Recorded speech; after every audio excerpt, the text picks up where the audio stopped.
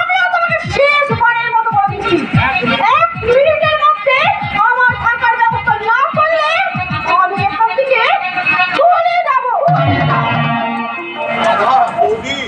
দাদা দাদা বৌদি, আমি কি ভুল করলাম?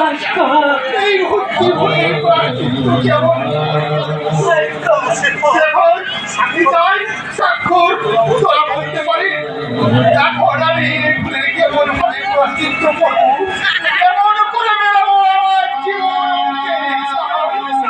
জেনে শুনেই তো বিষ পান করেছিস ভাই, সেই বিষের জ্বালাটা তো তোকেই সহ্য করতে হবে।